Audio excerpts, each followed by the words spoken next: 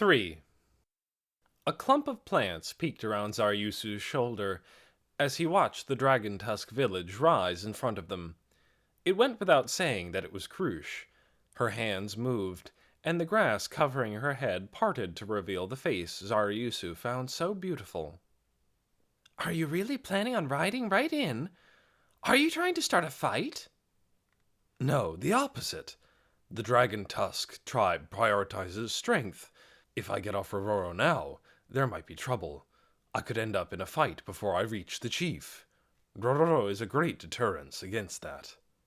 As they proceeded, several warriors on their guard, here and there throughout the village, weapons in hand, pierced them with their eyes alone. Reacting to the hostility, Rororo let out a faint, low cry. Despite the warning, Zaryusu had him continue advancing. If he went any farther, there would be a fight. Once the air crackled with tension, Zaryusu finally stopped Rororo and dismounted. Krush came down a moment later. The sharp gazes of several soldiers targeted the pair with palpable pressure. The sentiment wasn't simple hostility, but already in the realm of killer intent. Krush, seeming a bit overwhelmed, stopped moving. She may have had advanced ability as a druid, but she rarely had to bear the brunt of an encounter as a warrior. Instead, Zaryusu took a single step forward. He shielded Krush with half his body and raised his voice. "I am Zaryusu Shasha, and I come on behalf of the Greenclaw tribe. I want to speak with your chief."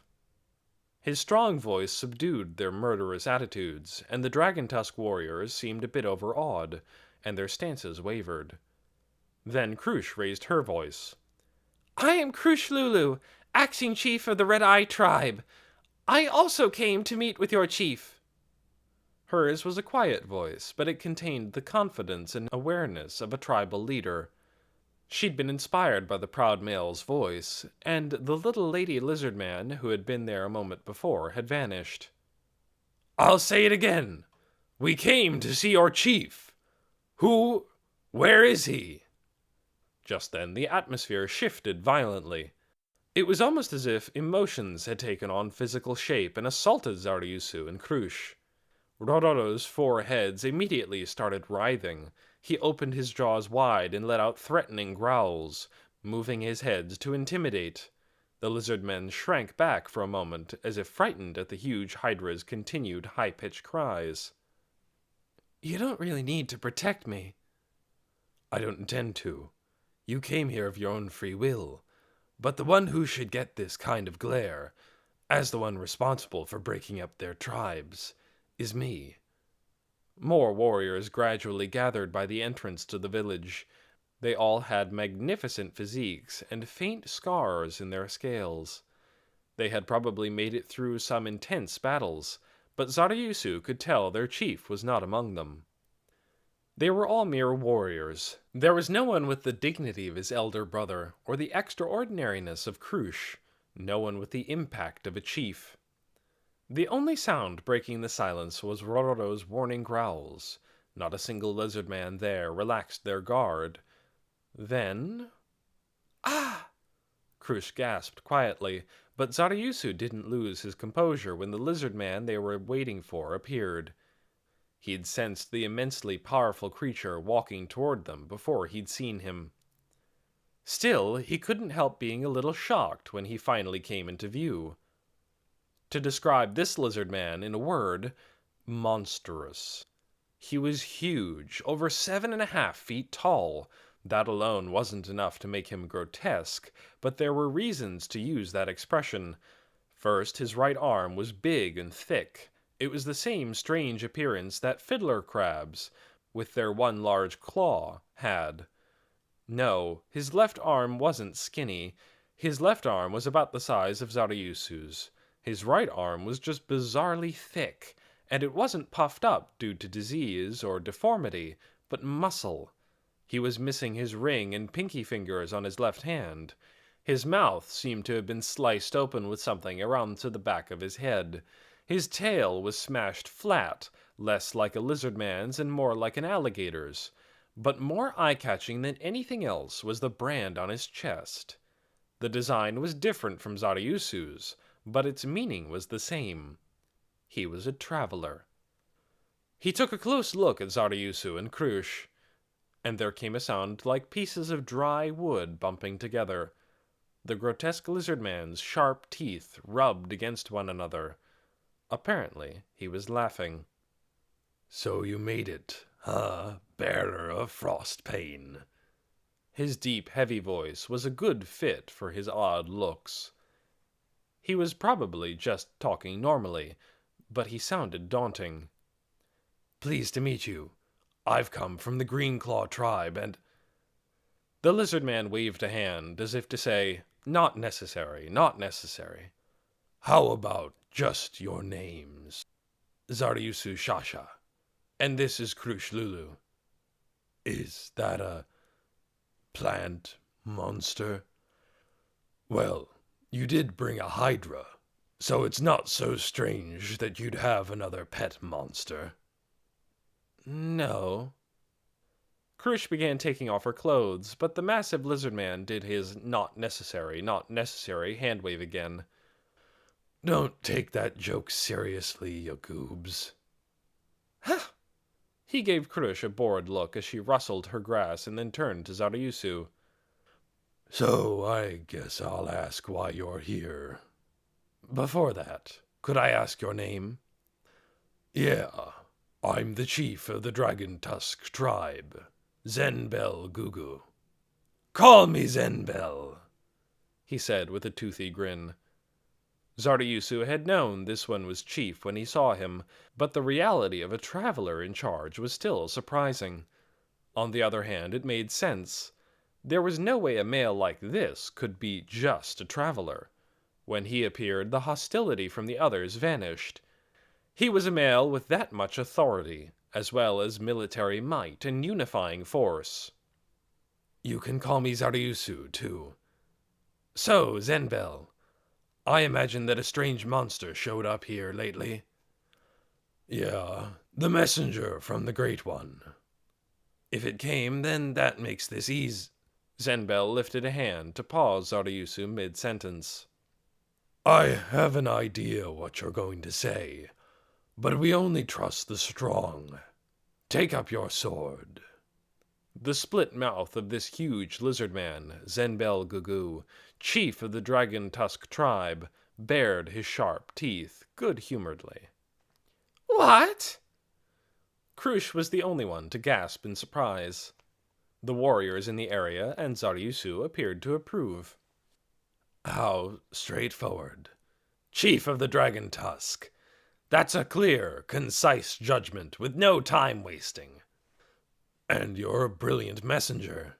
I guess I should have expected that, since you have frost pain, though."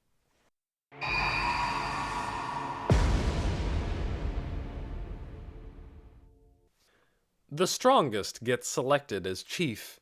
For a lizardman, this was utterly natural. But for issues that impact the continuation of the tribe, is that okay? Shouldn't many people consult one another and discuss things from different angles before deciding? Krush thought these things, and then found such logic mysterious. Everyone looking on, both males and females, agreed with their chief's decision. Until recently, she would have said, "That's the way I make decisions, too." So why am I doubting it now? Where had that doubt come from? Am I under some kind of magic attack? That couldn't be.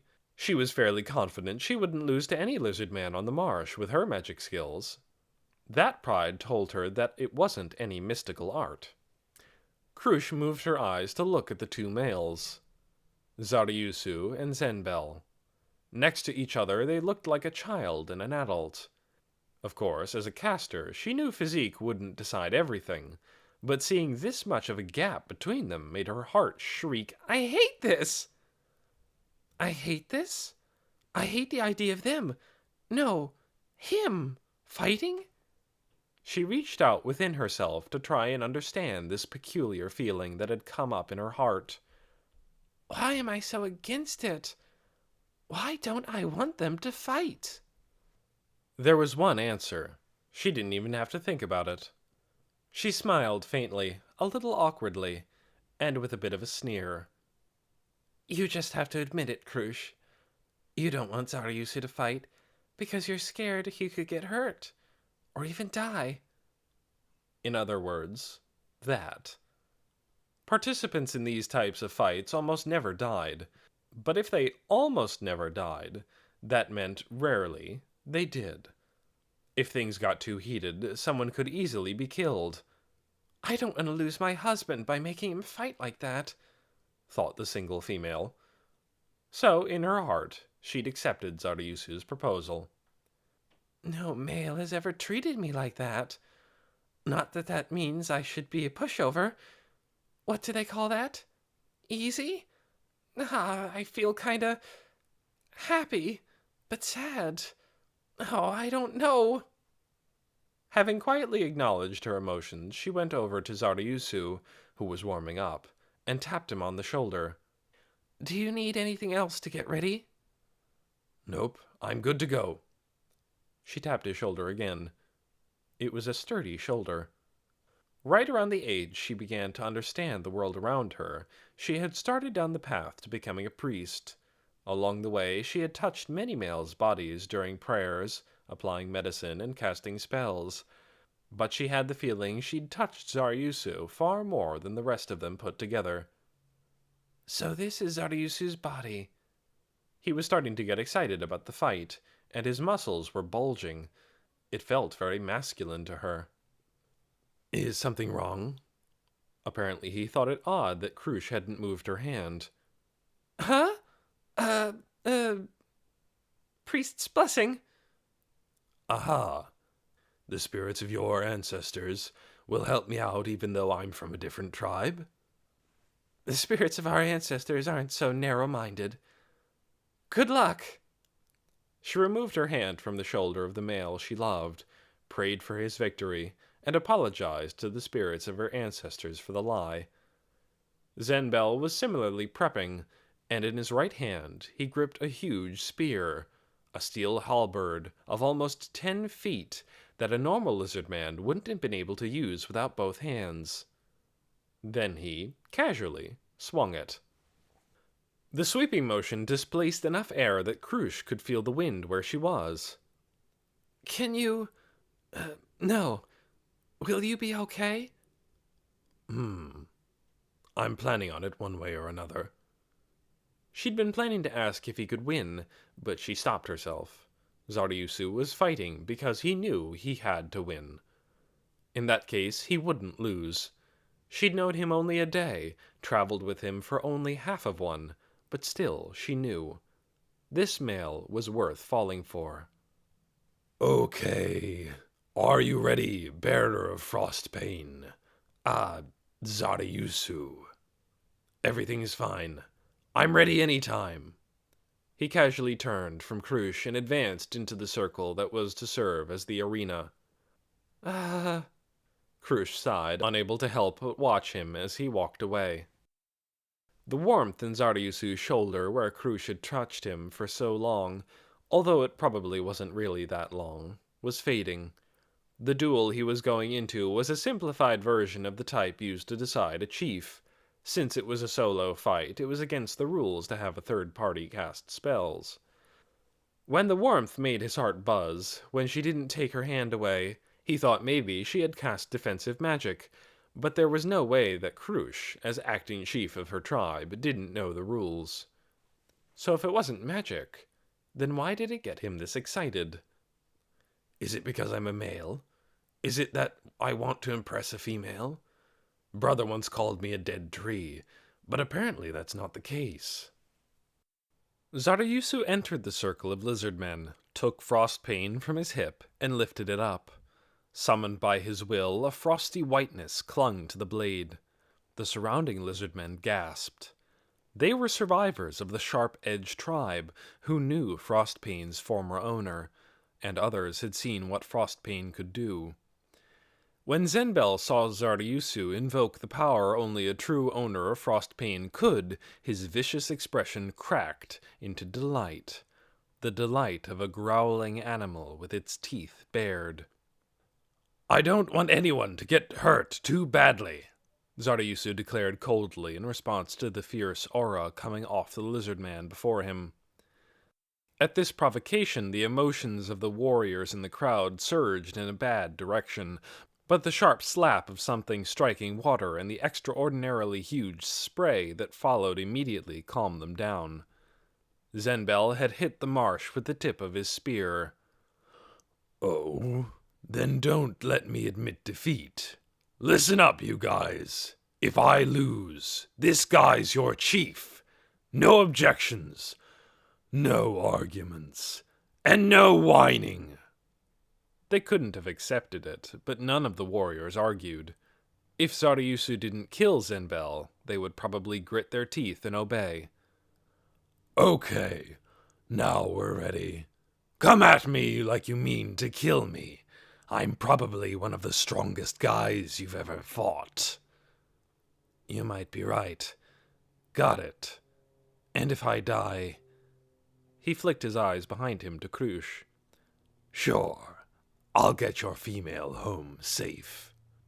"She's not mine yet, but okay." "But you're majorly going for her, right? That plant monster, is she worth it?" "She really is." They ignored the Lizardman shrinking into a ball and cradling her head behind them. "I'd like to see. If I win, maybe I'll strip her for a peek before I send her home." Up until a moment ago, Zarayusu had been pumped just for the fight, but now a new energy flowed through him. "Well, now I've got a really good reason not to lose. I'm not showing Krush to the likes of you. You're crazy about her." "Yeah, absolutely nuts." They ignored the cringing Lizardman, shaking her head no, no, as some other females tried to talk to her. "Ha ha!" Zen Bell laughed, tremendously happy. "Then you'd better win. If you lose, it's all over." "Oh, I plan on it." Zarayusu and Zen Bell glared at each other as if to say they were done chatting. "Let's go. Come at me." A short exchange, but neither one moved. When the spectators started to get impatient, Zarayusu was the first one to inch forward. Despite the fact that they were in a wetter part of the marsh, he made no noise. Zen Bell just waited for him, immobile. The moment Zarayusu got within a certain distance, a roar whooshed by in front of him, and he jumped back. It was Zen Bell's spear. There was no technique. He just swung it around. Still, that was what made him so ferocious. Zarayusu prepared to charge, and Zen Bell held his spear at the ready. He was swinging that huge thing around with just his right arm. With a motion like a whirlwind, he was back in his stance immediately after. Zarayusu wondered something. To test it out, he moved back into range, and the power of a violent gale swiped at him. He met the shaft with frostbane, and a tremendous shock went through his arm, and his body left the ground. Zen Bell had sent a grown Lizardman flying with the strength of just one arm. That arm was truly beyond the realm of common sense. The air buzzed with excitement. Witnessing the overwhelming muscular strength of their chief, the warriors roared. Zarayusu retreated, splish-splash, using his tail to keep balance. Shaking out his numb hand, he narrowed his eyes slightly. "What the heck?" He stared, guard up, at the giant form in front of him. "Seriously, though, what? He's so weak." He was tremendously fast. Zarayusu would get knocked back if he took blows with his sword. But that was it. Zarayusu wasn't scared. Zen Bell was just swinging his spear around like a kid with a stick. No real technique. The problem was whether this was really all. With that arm, he seemed like he would have a more precise way to move. Is he not fighting seriously to get me to be careless? Zarayusu sensed that was not the case. He was on guard against the unknown, reconsidering his strategy, when Zen Bell, who hadn't taken a single step, asked him with a grin. What's wrong? Can't get Frostbane to work. That jovial expression was probably meant as a provocation. Zarayusu wasn't going to respond to that. I once lost a fight with the guy who used to own Frostbane. Zarayusu remembered. He knew the male Zen Bell was talking about, the chief of the now defunct Sharp-Edged tribe, someone Zarayusu had killed. Zararyusu's focus had been pinpointing Zen Bell, but now he expanded it to include their surroundings. In the sea of hostility, the loathing of the Sharp-Edged survivors was especially intense. These wounds on my left hand are from that fight. Zen Bell waved the hand with 2 missing fingers as evidence. Maybe if you use the power he beat me with, you can win. You think so? Zararyusu replied with absolute cool. The power was definitely strong. It could be used only 3 times a day, but it brought victory more often than not. The reason Zararyusu had defeated its previous owner was that he had already used it 3 times. If Zararyusu had faced the attack back then, he probably would have been killed. But there was no way a guy who knew Frostpane's power would want to be on the receiving end. Zararyusu tensed up. I don't know. I'm not getting anywhere like this, though. I guess I should charge. Having decided, he leapt at Zen Bell at double his previous speed, and the halberd intercepted him with tremendous force. Zararyusu didn't dodge, but took it with Frostpane. Everyone watching thought he would get knocked back again. Raised up, Frostpane clashed with the halberd, and simply parried. He didn't even have to use a martial art technique. Zen Bell was handling his spear like a child at play. At that level, it was a cinch for Zararyusu to parry any attack, no matter how heavy. Zen Bell's eyes opened wide in surprise. No, admiration. That was the moment Zararyusu closed in like a gale-force wind. Zen Bell could try to bring his halberd around, but he'd be too slow. Even if he had the strength to completely stop the spear and bring it back, it would take a couple of moments, and that was plenty of time for Zararyusu to get in close. Frostpane slashed Zen Bell's flesh, and fresh blood flew. A huge cheer went up, along with the tiny shriek of one female. The one scattering blood and retreating in escape was not Zen Bell. The one with 2 bleeding scrapes on his face was Zararyusu. Unlike his previous stance, Zen Bell came charging after Zararyusu, not about to let him get away. And he attacked with the same thing he'd used to gouge at him a moment before, his claws. Frostpane clashed with them, and a hard metallic sound rang out. A beat later, the halberd, no longer in Zen Bell's hand, made a noisy splash. Exhaling at length, Zen Bell attacked once again with his huge arm as he charged. Compared to the childish way he handled his spear, these strikes with his hand were masterful. Now Zararyusu had all the pieces to understand. Zen Bell wasn't a warrior. He was a monk who employed a special energy called chi to transform his body into a weapon. Zararyusu met the hand with Frostpane. Lizardman claws were harder and sharper than human nails, but they weren't so hard that metal would ring when it hit them. Yes, this was a monk ability that hardened teeth and nails. Natural iron weapon.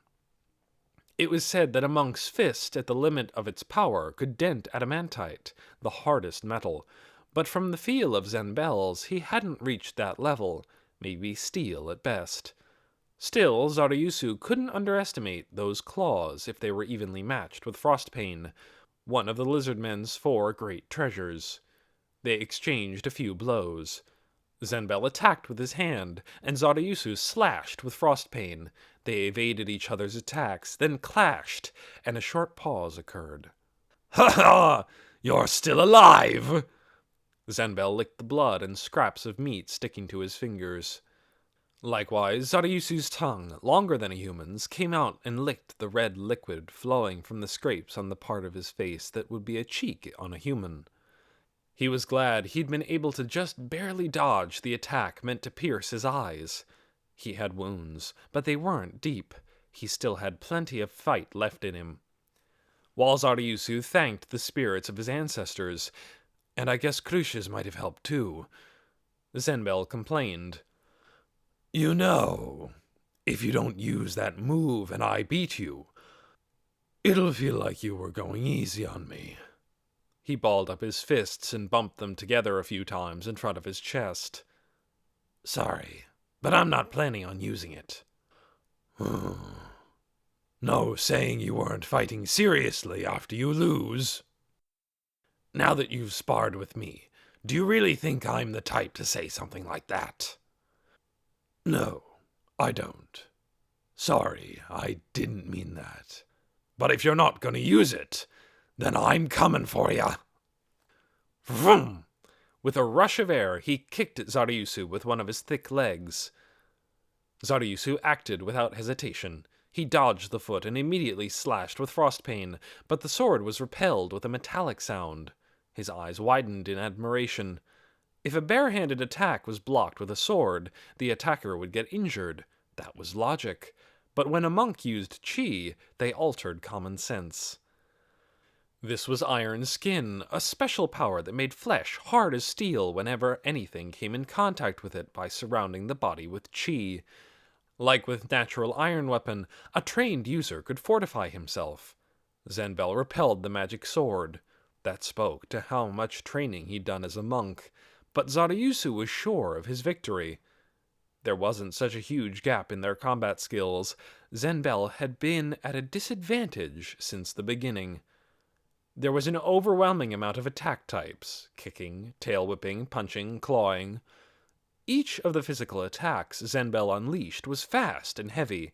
Faced with that, it seemed sure enough like Zaryusu had quit attacking and reached his limit just defending. Chain after chain of hits. If Zaryusu hadn't been able to block all the weighty, destructive blows, he would have been done for. The surrounding Lizardman onlookers cheered, confident their chief would win with his continuous attacks. Now and then, Zen Bell's claws grazed Zaryusu's body, and the flesh that should have been protected by his hard scales was easily broken. Blood beaded and flowed. These were definitely not minor wounds, and he had so many they were impossible to count. Zaryusu's life was like a candle in the wind. It would be no surprise if he surrendered at any moment. The Lizardmen had smiles on their faces, delighted at their champion's victory. But the chief himself felt differently. Each time one of his strikes was repelled, he felt victory slipping further away, and he couldn't completely suppress his anxiety. Frostpain's blade was enchanted so that it could deal additional chill damage when it sliced into an opponent. As a secondary effect, it had the power to send some chill damage over to an opponent when weapons clashed. In other words, just his hand and the sword bumping together caused him to be weakened slightly. His hands and feet were numb, and little by little his movements were slowing down.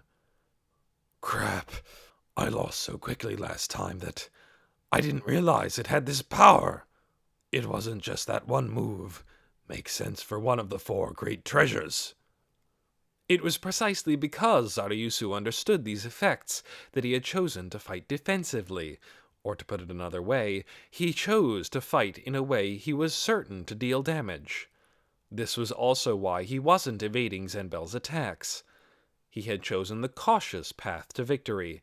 That prudence made him Zen Bell's greatest enemy. When Zaryusu leapt at him, Zen Bell unleashed a special move. From the moment the Green Claw tribesman blocked it, Zen Bell's chances looked pretty low. He felt he was attacking an impregnable fortress on his own. Ah, shit. I can't get him. But still, I was waiting for this time to come for so long. A male Zen Bell had once fought flicked through his mind. He hadn't been as strong back then. He'd kept training in order to beat him someday. When he heard his adversary had been killed, frustration and regret overcame his heart. But he still didn't rest. It was all for this day. As chief of his tribe, he couldn't just abandon everything and go off to battle. That was why he hadn't been able to hide his joy when he heard the owner of Frostpain had showed up in the village. It wasn't right to end a fight he'd anticipated so much this simply. He punched, he kicked, he gradually lost the feeling in his hands and feet, and his chi couldn't reach. Even then, he didn't stop. He's strong, even stronger than the one back then. He figured this male must have ceaselessly trained just like he had.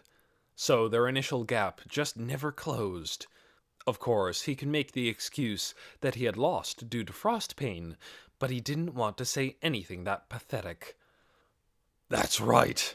That's the owner of frost pain for you. The strongest Lizardman male.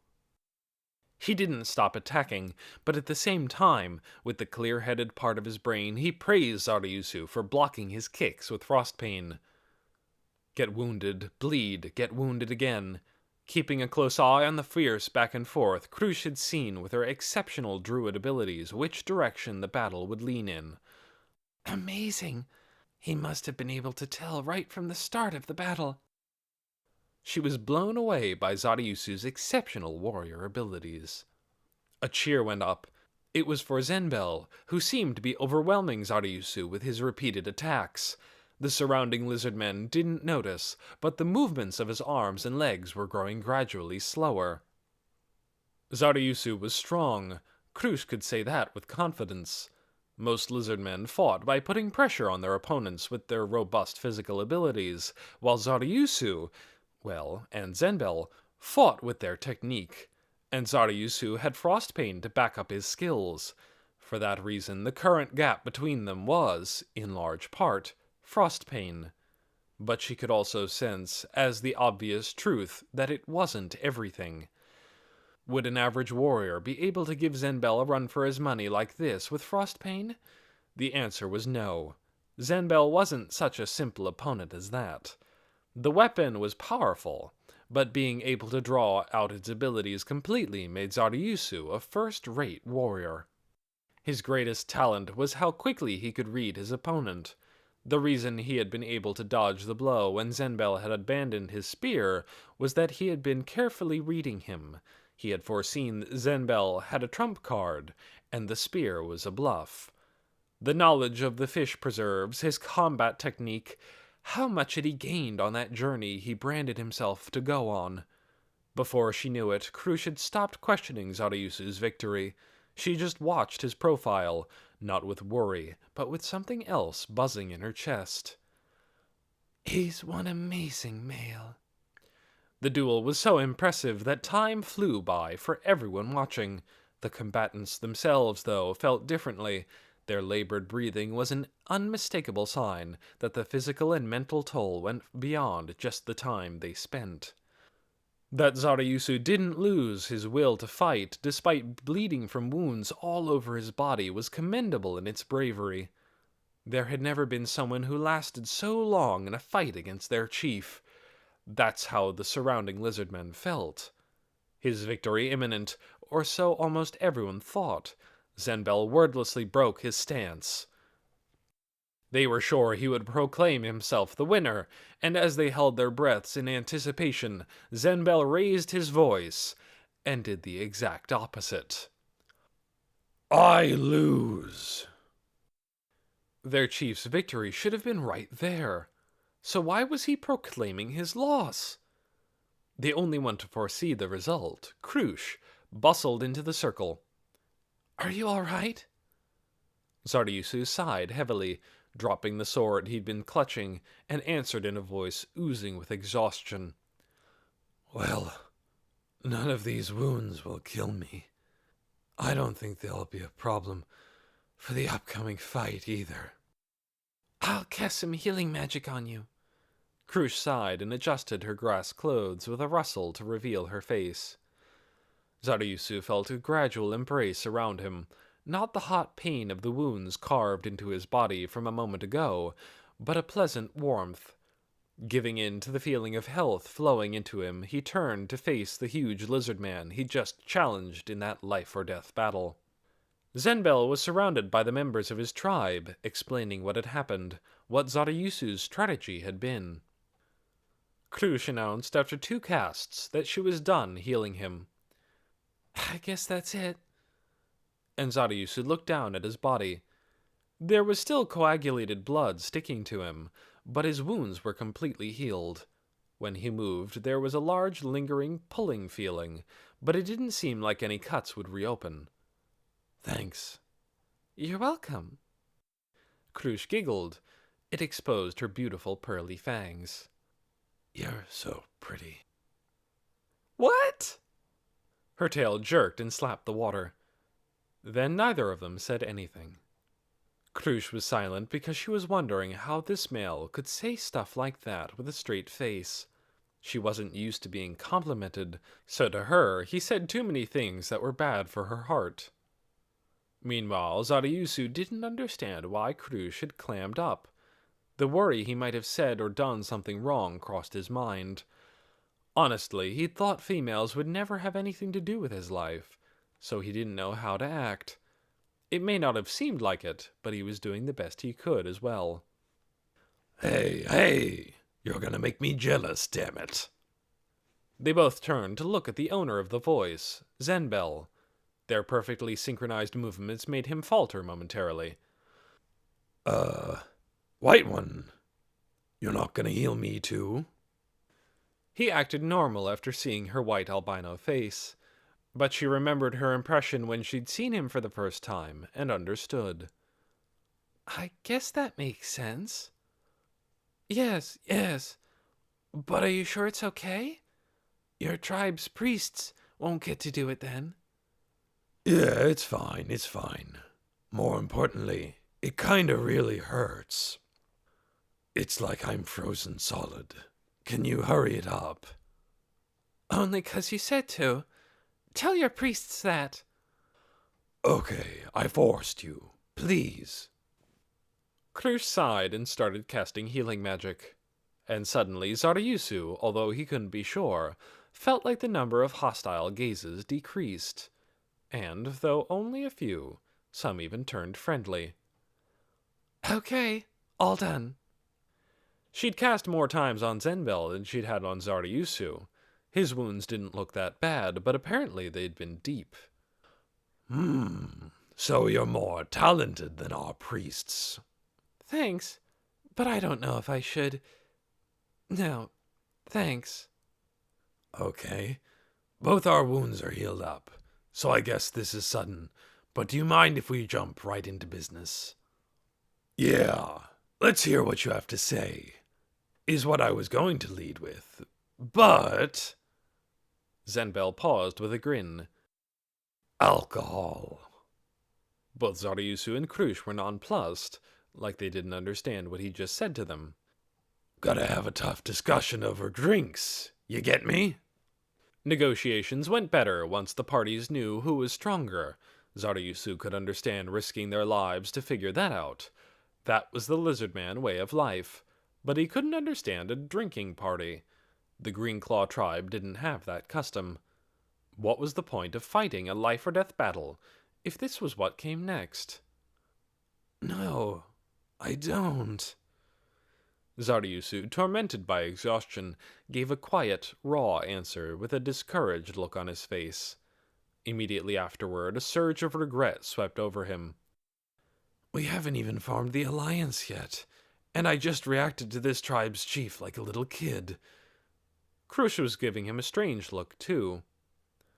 Zarayusu had no relationship experience, so he had no way to know that Krush's reaction was one of curiosity and tenderness at having discovered another side to the object of her affection. If we drink, we won't be able to think straight. That's no good. Zarayusu hurriedly restated, but Zen Bell didn't seem to be bothered. Hey! You're a traveler, right? Anyone around here looking for knowledge would go to the dwarves, am I right? No, I didn't do that. I visited the people of the forest. Oh, then remember this. Friends become best friends by drinking together. That's a lesson from the dwarves. We don't have much time, but we have to speak frankly, right, Zarayusu Shasha? I see. Understood, Zen Bell Gugu. Okay, then. We're gonna drink tonight. Bring it out! Let's get this party started.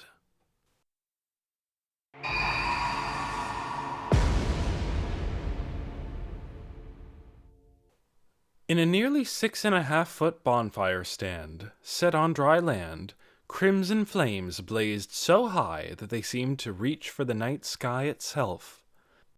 That giant red light kept the darkness away. Placed front and center next to the bonfire stand was a pot, over 3 feet high, with a mouth over 2.5 feet in diameter. The stink of fermentation coming from it drifted on the breeze. Dozens of lizardmen took turns ladling liquid out of the pot, but no matter how many times they scooped, the alcohol showed no signs of running out. This was, like Zaryusu's frostpane, one of the lizardmen's 4 great treasures, the giant wine pot. It produced a limitless amount of alcohol, but the flavor was not so great. To a human who knew even a little bit about alcohol, it would be frown-inducing, but for the lizardmen this was high-grade stuff. That was why the drinkers kept coming. A little ways removed from the vessel was an extremely quiet area, and it took only a glance to see why. Several drunk lizardmen lay face down on the ground. They'd collapsed there and not budged an inch. This was the disposal area for totally wasted lizardmen. Krush, having taken off her clothes, was walking through the area, keeping her eyes on the ground, watching out for the tails of lizardmen lying around. Her footsteps were steady, and she didn't seem drunk, but it was impossible to say she wasn't drunk at all. Her tail, just her tail, was cheerfully twisting around with a mind of its own. It curled up and stretched, pointed up and drooped. It was hyper like a little kid.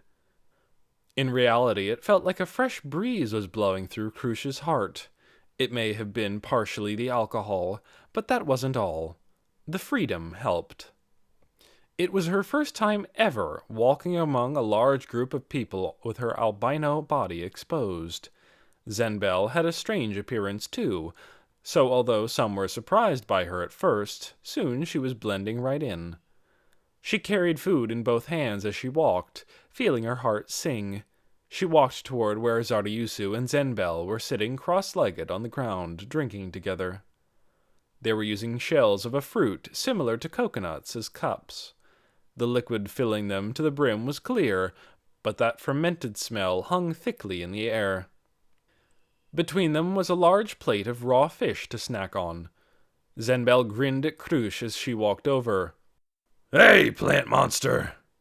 Are you ever gonna stop calling me that? She'd already taken off the outfit, but no matter how many times she protested, he would probably tease her forever. Krush decided not to put up a futile resistance. So, did you finish talking? Zaryusu and Zen Bell nodded to each other. Pretty much. They'd wanted to talk alone, so they'd asked Krush to leave. Their bluntness about it had left her no choice, so she went to get food, but really she had wanted to participate in the conversation. If it was about the upcoming war, she was involved too. She wanted to hear a summary, even if they didn't tell her anything awkward, but instead... Just male stuff. Zen Bell indifferently cut off that possibility. Her offense showed plainly on her face, but since she had no other choice, she changed the subject. So what are you going to do? Are you going to join the Alliance and fight with us? Huh? Yeah, of course we're gonna fight. We were gonna fight even if you guys didn't show up. He emitted a sound like pieces of dry wood bumping together. Wow, you're awfully war crazy, huh? Don't compliment me, I'll blush. Paying no attention to Krush's disgust, he nonchalantly asked her for a favor. Oh, right, plant monster.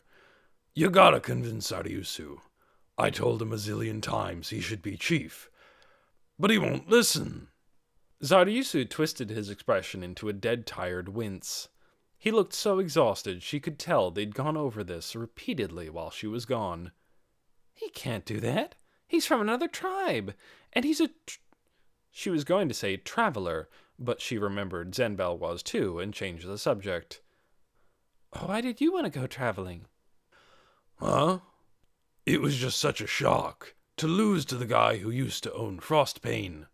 I wanted to get stronger, and I wanted to find out what else was out there. That's why I became a traveler. Next to him, Zararyusu's shoulders suddenly drooped.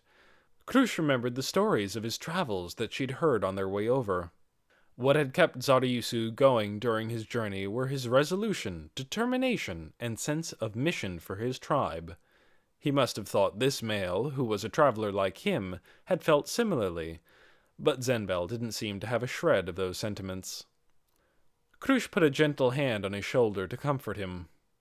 "He's him, and you're you," she thought. Then she realized that anyone looking at them would probably think they were lovers, and her tail started twisting around wildly. Zararyusu's went totally crazy too. Without thinking, they looked at each other and grinned, blushing. Zen Bell continued in high spirits without paying them any attention. I thought there'd be some strong guys up there on that mountain, 'cause it's just so huge. And the dwarves I met there taught me all kinds of things, you know. They gave me that spear, too. I didn't think I needed it, but once they said to take it as a symbol of our meeting, I couldn't really refuse. Good for you. Krush's reply was a little careless, or perhaps cold. Thanks. The sarcasm didn't even get through. Krush, whose good mood had been ruined, knocked back her drink. Her throat grew hot, and once the liquid settled into her stomach, the heat spread throughout her body. Zararyusu drank in the same way. Then there came an extremely low voice. The quietness of it was so at odds with the light-hearted conversation thus far that for a moment they weren't even sure who had spoken. So, do you think we can win? Zararyusu answered in an equally quiet voice. I don't know. Well, yeah, how would you? There are no sure wins. Actually, if there were some guys shouting about how we could win when we don't even know the enemy's strength, I'd punch his lights out. Like, don't just say whatever, buddy. Krush said nothing to Zen Bell as he softly laughed. But our opponent's being careless. Our chances will probably depend on how that plays out.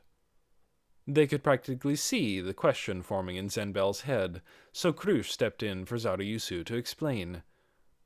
Do you remember what the monster said? Sorry, I was asleep at the time. But you must have heard it from someone. It was complicated, so I forgot it. Anyhow, if they come to attack us, we just have to beat them at their own game. That's the important part, right? This guy's useless, said Krush's face as she gave up explaining. Zararyusu picked up where she left off with an annoyed smile. This is what he said. Put up a frantic resistance. Zen Bell's face twisted into a horrible grimace, full of unpredictable emotions. That pisses me off. That they're treating us like we're beneath them from the start. He let out a dangerous growl. Intense anger and disgust swirled around him. Yeah, they're totally making light of us. That's how confident they are. They think they have the force to break any resistance of ours, no problem. So we'll crush that arrogance. We'll gather the 5 tribes together and show them the greatest power we can muster. First, we'll slap them upside the head to show them we're not half-assing it. Huh, sounds good. Now you're speaking my language. As the two males started to get excited about the upcoming battle, Krush spoke like a bucket of cold water. I don't see that many benefits to mutilating their pride. Isn't it fine to just do enough to prove our worth? If they understand that we're worth something, maybe they'll decide not to kill us all. Whoa. You'd bow your head to these hateful bastards?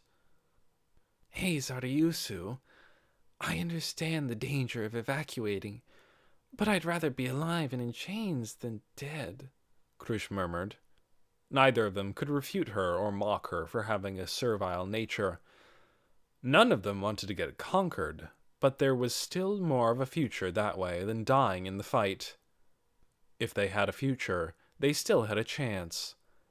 For example, if they shared the fish farming technology, they could abandon this place and all flee. Anyone who would order someone to throw away that possibility and die wasn't fit to rule. Listen for a second. At Zarayusu's quiet suggestion, everyone listened to the sounds of happy laughter on the breeze from the banquet. If they conquer us, we might not be able to throw parties like this. But maybe we could, right? I wonder. I doubt it. These guys seem like they want to enjoy watching us die. I doubt they'll show any mercy. If they had even a tiny bit of kindness, they wouldn't come to kill us all off for kicks. He's right, Krish nodded. but still, what I'm trying to say is, don't die. Oh, I won't die. Not until I hear back from you. Krish and Zarayusu regarded each other seriously beneath the night sky, and they made a promise. With the astonished third wheel Zen Bell sitting right there.